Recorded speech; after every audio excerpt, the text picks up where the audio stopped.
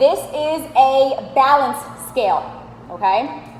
The benefit of using a balance scale is there's no capacity on how much you can weigh on here. As long as you have a bowl that's big enough or some type of a container that's big enough to hold your amount of flour, you could weigh 20 pounds of flour, you can weigh 5 pounds of flour, you can weigh 40 pounds of flour. The amount is endless. As long as you have the correct number of weights to help you balance it out and a container that's big enough to hold that amount of flour. Paralleling that is a digital scale. Most digital scales, if you flip them over, there's a sticker on the bottom and it tells you what the maximum load is that they can weigh at one time. Usually for like home or like small digital scales, they can usually only weigh max, I've seen 11 pounds. Mine at home does like 8 pounds, I think. So that's fine when you're making like smaller recipes, but in a professional bake shop, if you, let's say you're using Big Mama as your mixer, right? That's a 60 quart mixer. That can hold a ton of flour. You can't weigh, you can weigh that amount of flour on your digital scale, but you're gonna be doing it multiple times.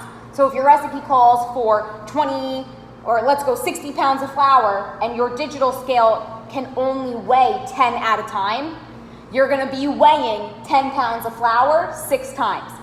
And that's a really easy way to lose track of how many pounds you have.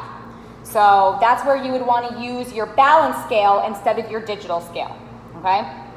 The downside of using a balance scale is it takes a little bit longer than a digital scale because you're kind of waiting for this to like balance itself out and see if you have the right measurement. So it's a little bit more tedious, and you don't get super exact measurements on this. Once you guys get your scales at your station, you'll be able to see this better, but along, you have a metal bar in the front. So right here are numbers. Can you see that far? Yeah. What's the highest number? 16, you have good eyes. So this goes all the way up to 16. Does anyone know why?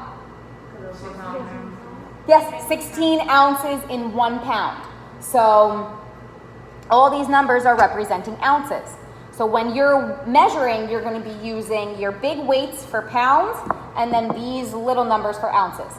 Now there's little lines in between each whole number, and those represent, every time, those represent quarter ounces. So you can weigh 1.25 ounces, 1.5 ounces, 1.75 ounces. It's really tough to weigh something that's in between there, like 1.8. So you kind of have to play this estimate game. So unless your measurements are all increasing or decreasing by quarter measurements, it's a little bit difficult to weigh super exact. So remember last week we talked about how for the reason that we start you guys out in breads is because you don't need to be like crazy exact weighing in grams. If you're like 1 gram off, it's not going to make that big of a deal. As opposed to pastries, if you're doing pastry cream and you measure a little bit too much cornstarch, you're going to have too thick of a custard. With breads, you have a little bit more leeway. So I would recommend using balance scales for doughs, bread doughs, but maybe not so much once you start getting into pastries because you can't weigh in grams, you can't weigh anything that's not in a quarter ounce. You're going to be a little bit off. So today I want you guys to get used to using the balance scale, and it takes a while for you to kind of get into the groove, how to set it up, what side does your hopper go on, and all that stuff. So the first couple of days is usually getting used to that, getting used to setting up your station, and then within a day or two, you guys will start to get a little bit more comfortable with using this type of a scale. And the first thing you guys are going to do when you come into your bake shop is you're going to set up your station. So remember, thinking in terms of mise en place. Remember last week, well, some of you were here, some of you were at home. I'm not sure who was here and who was not, but we talked about how, I think it was on Thursday, we talked about how your best approach to a professional kitchen is knowing what your first 3 jobs are going to be when you come in. So that's a really good way to keep you focused and to keep your production kind of moving efficiently. So setting up your scale is step number one. So we're going to work on balancing, and I'm going to show you guys how to start setting up your parchment paper so that you can start weighing your recipes. So those of you at home, you guys did this yesterday. I think there may have been a little bit of confusion.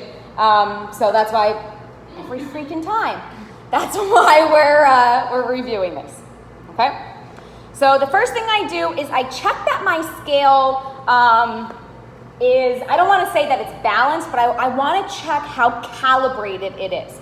So I do that by putting this is your counterweight here, this thing hanging down, that's called your counterweight. So I always want that to be on 0. If you might need your reading glasses to see these numbers. These scales they're all these but goodies. So you always bring your counterweight to 0, and I check to see how unbalanced my scale is. Because these are old, I'm sure, a lot of people have dropped, carry them inappropriately. So you'll notice that with a lot of these, see, this isn't a great one. The reason I know that is because it's really far down on this side, on my right-hand side. So when you're looking at this, these plates on the top are not even, okay? So you want to get yourself a scale that they're even. And I look on the bottom to see how that one side's not like that and one side's not like that, okay? So always look on the bottom to see if they're an even distance from the base, okay? So I'm going to grab a different... You always want to carry from the bottom, okay? All right, this one makes me feel better. It looks newer. I prefer for it to be a little bit further down on the right-hand side because I know that I'm going to on the left-hand side. Sorry, I mix those up all the time. It's okay for me if it's down like that because I know I'm putting beans on this side, okay? So first, you start with your counterweight on 0. What is this called? Hopper. Good. This is your hopper, also known as what? Scoop. Okay, so we're going to always put this on the left-hand side. You can use any type of a container to weigh in. You can use a quart container, you can use a bowl, you can use a cake pan. These are easier to toss your flour out because it's shaped in the correct way. And we use this only for our dry ingredients, okay? So hopper always goes on my left. Now on my right, because my hopper has weight to it, on my right I need to counterbalance the amount, the weight of the hopper. Okay, so I put a container on my right and I just use dried beans. I'm gonna add enough that my scale now looks balanced on the bottom, or there's an even distance between the base, like that. Okay?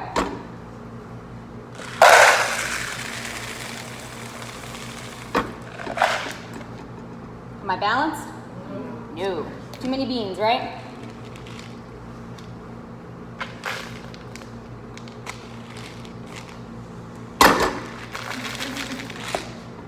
Sometimes it only takes a bean or two.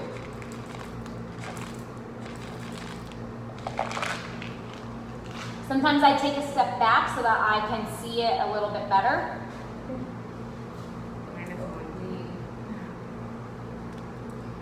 Sometimes it takes a black bean, sometimes it takes a cannellini bean.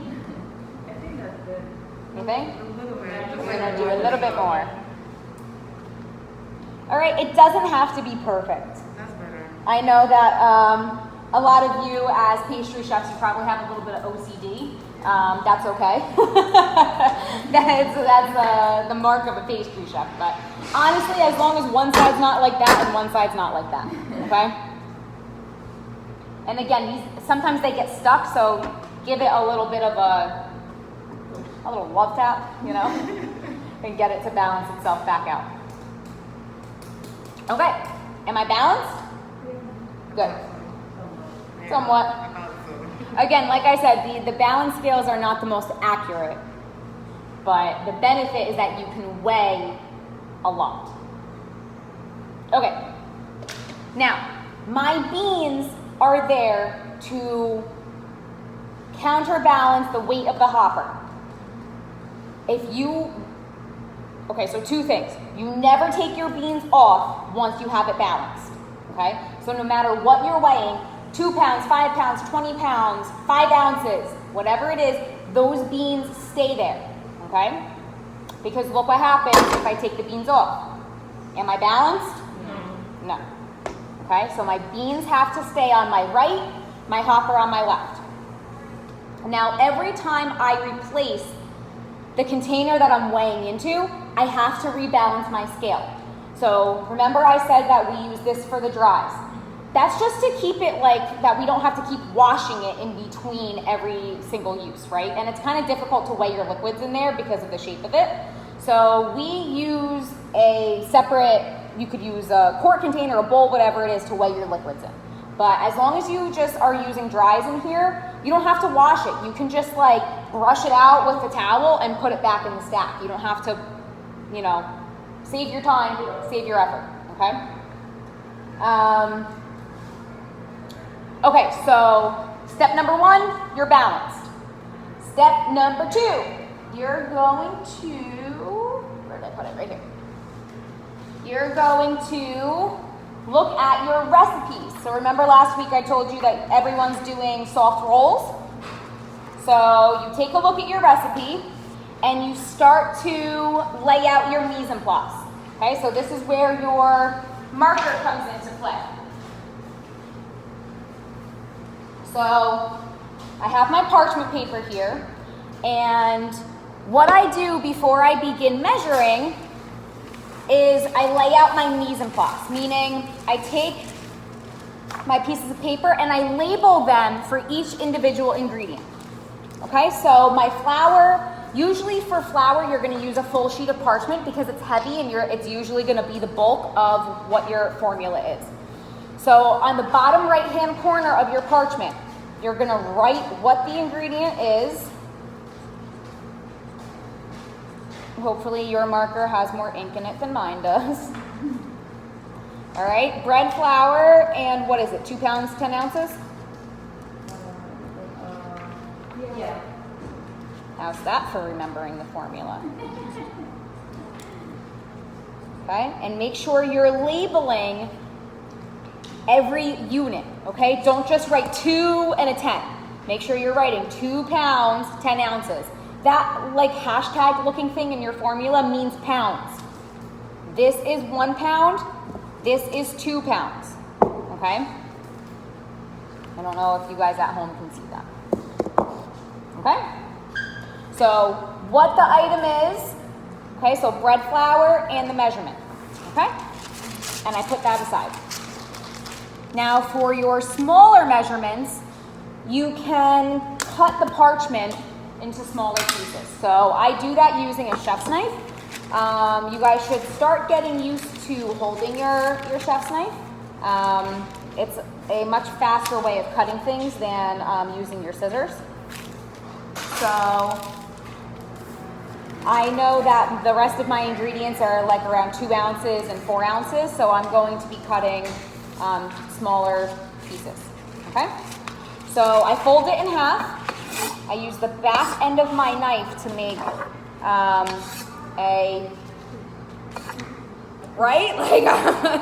to make a sharp crease.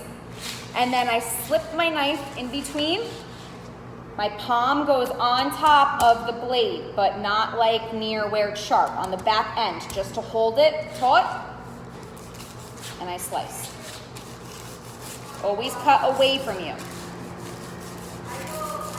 You can feel that our parchment paper, because it's so humid in here, is absorbing the moisture, so you might have a little bit of a hard time cutting it today, so just be safe. All right, we fold it again.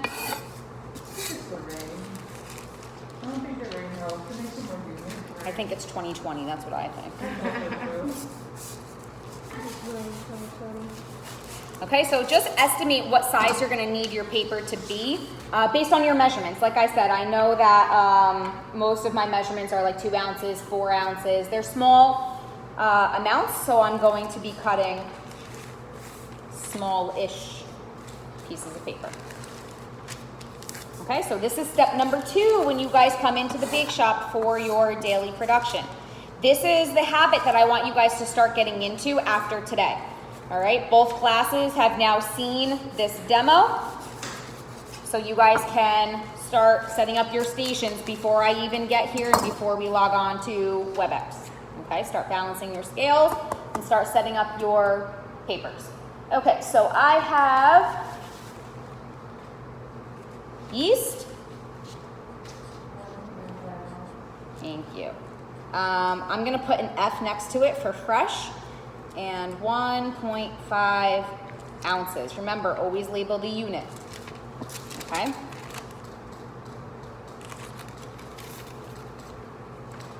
Salt, 0.8 ounces.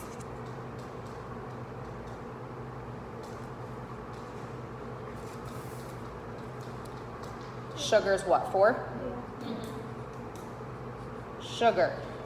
In your bread recipes, your sugar is always going to be regular granulated sugar. You can find it in one of the bins, like in the flour bins. We have a sugar bin as well.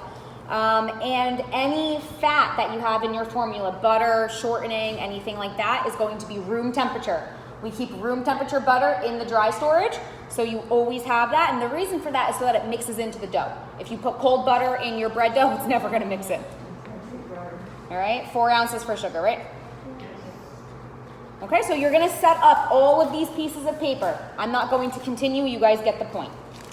Okay? So that's step number 2 for your mise en place. Step number 1, balance your scale. Step number 2, prepare your parchment sheets for your ingredients. Now that you have that all labeled, guess what? This recipe book or anything you have on your station can go underneath your station, out of the way, okay? The only thing on your station should be your scale, your pieces of paper. That's it. The cleaner your station is, the easier it's gonna be for you guys to work. So always just keep that in mind. You don't want anything out. Each of you should have a rolling rack under your station. I think that we're missing a few. I think they're downstairs in the storeroom. But you should all have this little rack that goes under your station. And you can put a sheet pan under there so that you can store your tools on there. Okay, so grab a sheet pan when you come in. This can also be step number 1 before you even start balancing your scale. So you get a sheet pan and you start laying your tools out on it, everything that you're gonna need for the day. Okay, I'm done with my knife. Let me put my guard back on. Great, it goes here. My recipe book can also go on there. Okay, you have a lighter, whatever. Okay, you put it underneath your station and then push the rack in. That way you can pull out your tools when you need them. Okay, but that you can access them, they're easy to access, but they're not out on your station in your way. Okay, a clear station means a clear mind. An organized station means an organized mind. Okay, start getting into that habit.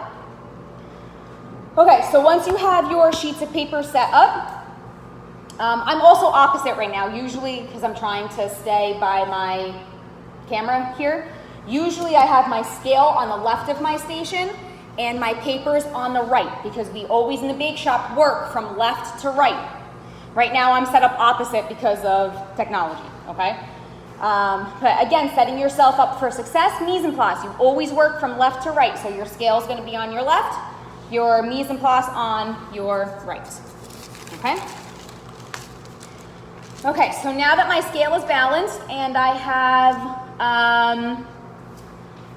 my parchment labeled, now I can begin scaling. My station's clean, I'm good to go. So sugar, 4 ounces. So remember, I'm not touching those beans because those are making up for the weight of my hopper. Okay, so my beans stay, my hopper stays.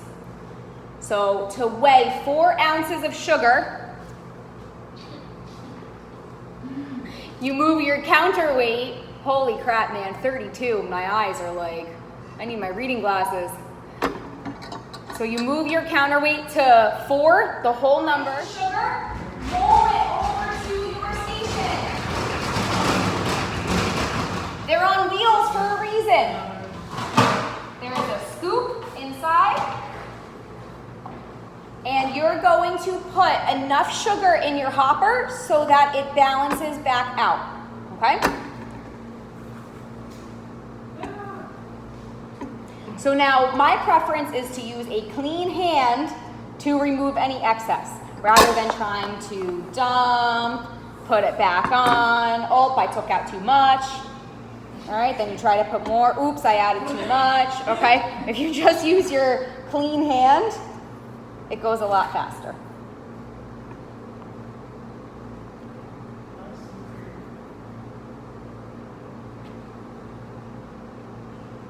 Okay, am I balanced? It's good enough for me. All right, again, these aren't super precise scales, okay? It's pretty cool. So now most of these bins have a scoop that has a little hanger inside. So dump out your ingredient and hang the scoop, please, on the little hanger. Please. Okay, so sugar is in here. I didn't move my beans. Oh, now look, I have a little piece of paper that my sugar can now go on.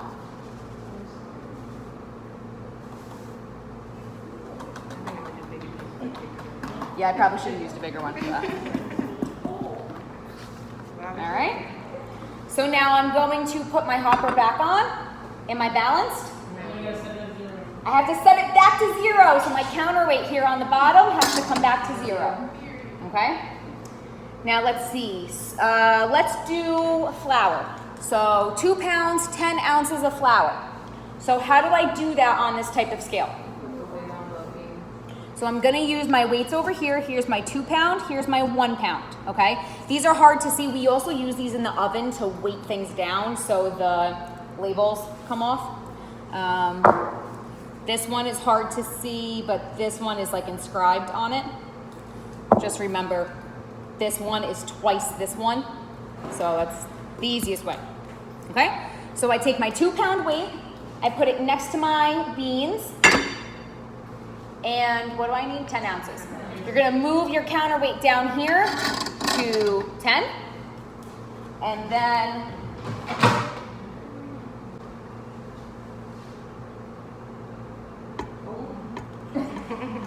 that was dramatic. Ooh.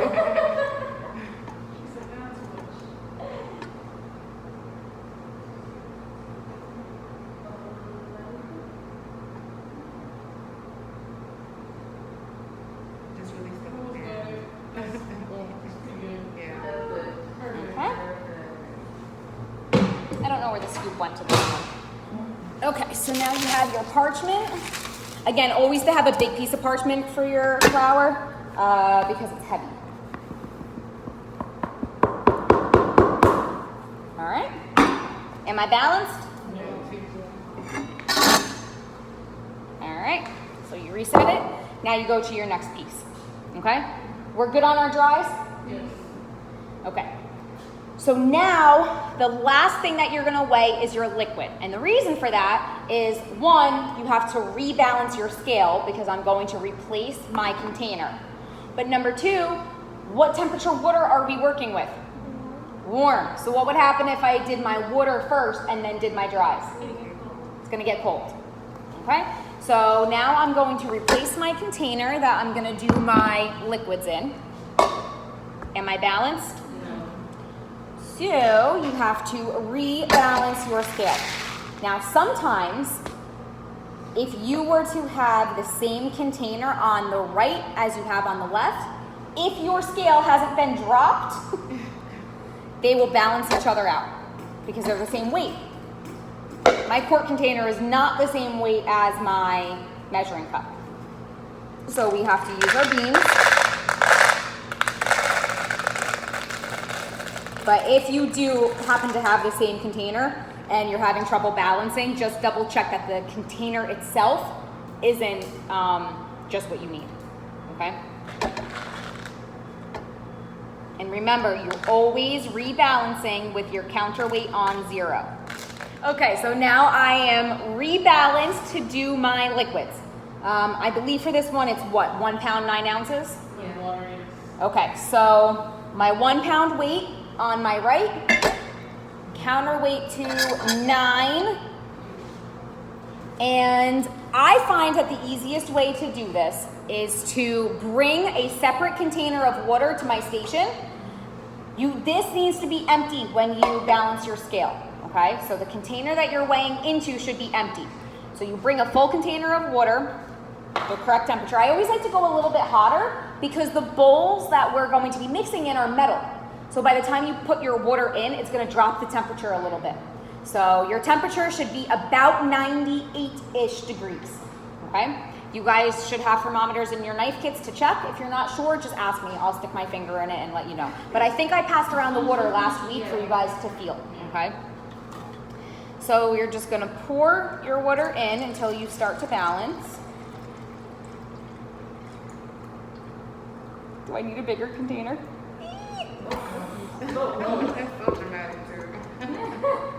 Because it's like it doesn't go and then all of a sudden it goes, right?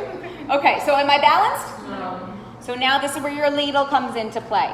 Instead of trying to play this game of back and forth, oh, I added too much. Okay, let me put it back on. Oh, wait, no, that wasn't enough. Oh, that was too much. It's gonna take forever. Use your ladle.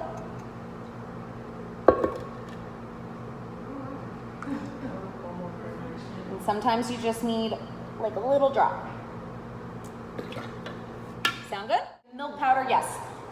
So anything, I would say anything that gets weighed in here would be water, honey, molasses, anything sticky that like you wouldn't want to dirty in here. Your butter and your shortening, you can lay your parchment paper in and then just like that. The parchment paper doesn't weigh that much, so it's not gonna, I think it's like 0.1 ounces or something like that, so it's not gonna make a big difference.